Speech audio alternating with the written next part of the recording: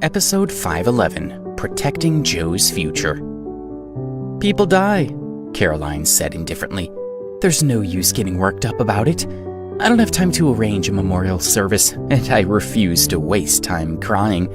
It just makes my face blotchy." She shrugged.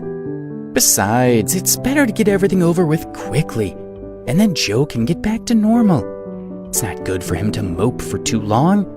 That's why we decided to go with a quick cremation and no fuss." She looked around. "It's good of you all to support Joe at such a difficult time." She asked Joe to pour tea for his friends. "I hope this morning tea might cheer Joe up," she said. "Well, this and also the $50,000 I gave him. Life does go on, you know." Everyone looked at Alex, and it seemed he had been elected spokesperson for them all. "Well," Alex began, and then he trailed off as he had no idea what to say. After all, he was simply Joe's friend, and this was Caroline's family. So all the decisions were hers to make. He had no right to criticize. "Neil's death was so sudden," one man said. "It was quite a shock." "Yes, but there's no going back, so we must now look to the future," Caroline said. "Isn't that right?" Alex looked at the man and then glanced at Caroline. "Mrs. Hall, aren't you going to introduce us?" Caroline nodded at the man. "This is a family friend, Desmond Lang, the head of the Baltimore Antiques and Art Dealers Association. He's a very successful businessman, and he's kindly helping my family deal with our current tragedy."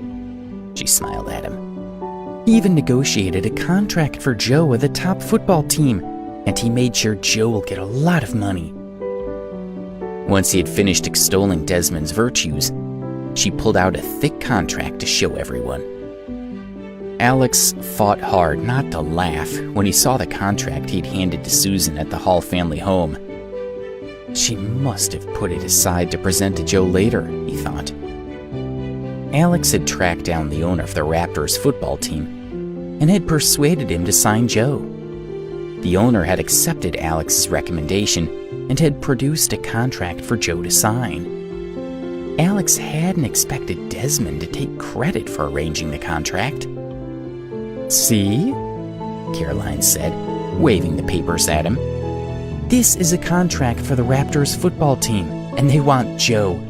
My son enjoys sports, and he's loved football ever since he was a child. He always dreamed of playing professionally, and now Desmond has helped him to realize that." She didn't notice Alex's expression as she looked down and stroked the contract. "Within the next 3 years, Joe will be the top player, and he'll be making an enormous amount of money." She looked up at Alex. "Joe is going to have a successful career." Then she turned to Joe. "Joe, have you thanked Mr. Lang?" "I really appreciate your help, Mr. Lang," Joe said.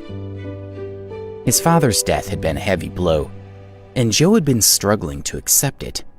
But the chance to live out his dream had given him hope for the future.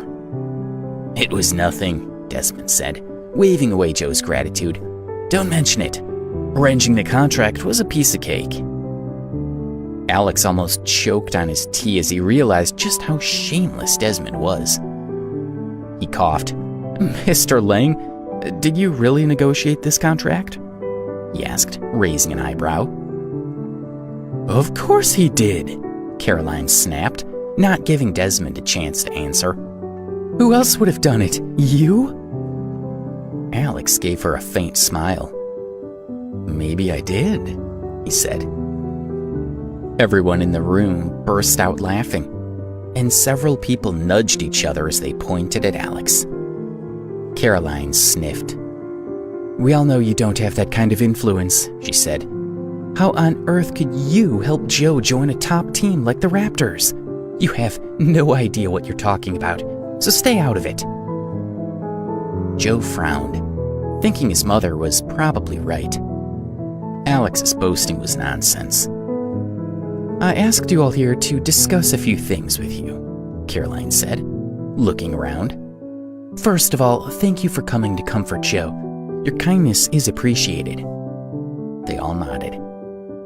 Caroline looked at Alex as she continued. Second, I'm afraid you can't associate with Joe anymore. He needs to be careful of his image, and you're just not good enough for him. I hope you understand that I'm saying this is for Joe's sake. As his mother, it's my job to protect his future. And you think this is the right thing for him? Alex asked, unable to believe what he was hearing. Of course, Caroline said. You're just not on Joe's level. He's going to be a famous athlete, and he can't be seen hanging around with losers. It's important that he only spends time with the right sort of people. I'm sure you can understand. Alex gaped at her.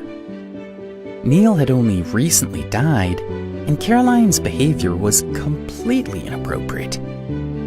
Doesn't she care about her dead husband? He wondered. I can't believe she summoned us all here on the day of his funeral to tell us to stay away from Joe. He decided to appeal directly to Joe. We used to be like brothers, he said. Do you really intend to cut me off? I'm sorry, Alex, Joe said, glancing at his mother.